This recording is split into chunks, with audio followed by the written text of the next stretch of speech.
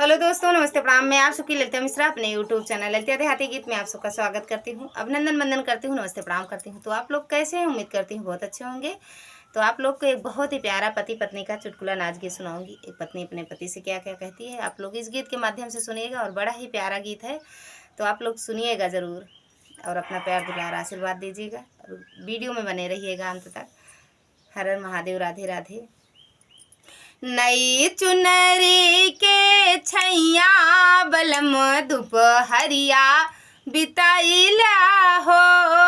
नई चुनरी के छैया सजन दुपहरिया बिताइला हो। आव छहाइल पिया आवा बिताइला, आव छहाइल सजन आवा बिताइला। नई चुनरी के छैया सजन दुपहरिया छहाइला हो। नई चुनरी के छैया बलम दुपहरिया बिताइला हो। 4 महीना राजा गर्मी के दिनवा, 4 महीना राजा गर्मी के दिनवा। टप टप चुए पसीनवा बलम एसी लगवाई दा हो। अरे टप टप चुए पसीनवा बलम एसी लगवाई दा हो। नई चुनरी के छैया बलम दुपहरिया बिताइला हो। नई चुनरी के छैया सजन दुपहरिया बिताइला हो।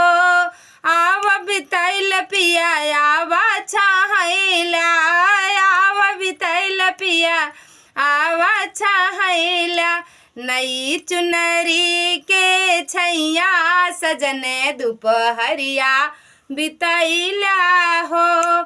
4 महीना राजा बरखा के दिनवा, 4 महीना राजा बरखा के दिनवा। बरखा के दिनवा हो, बरखा के दिनवा। टप टप छुए छपरवा बलम तनी बंगला बनवाई दा हो। टप टप चुए छपरवा बलम तनी बंगला बनवाई दा हो। नई चुनरी के छैया सजन दुपहरिया छहाइला हो। नई चुनरी के छैया बलम दुपहरिया बिताइला हो। 4 महीना राजा जाड़ा के दिनवा, 4 महीना राजा जाड़ा के दिनवा। जाड़ा के दिनवा हो, जाड़ा के दिनवा, जाड़ा के दिनवा हो, जाड़ा के दिनवा। थरे थरे कांपे बदनवा बलम तनी हीटर मंगाई दा हो। थरे थरे कांपे बदनिया बलम तनी हीटर मंगाई दा हो। नई चुनरी के छैया सजन दुपहरिया बिताइला हो। नई चुनरी के छैया सजन दुपहरिया बिताइला हो।